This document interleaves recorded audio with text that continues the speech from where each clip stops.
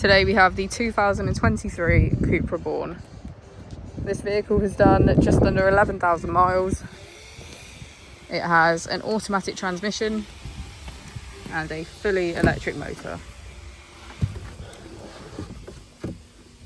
To the left of our steering wheel, we have cruise control as a feature, and on the right we have voice control.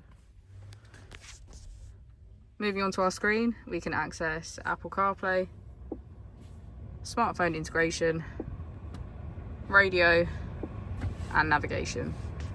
If we put the vehicle into reverse, we can see that it comes with a parking camera with front and rear parking sensors. If we press here, we can access our climate control.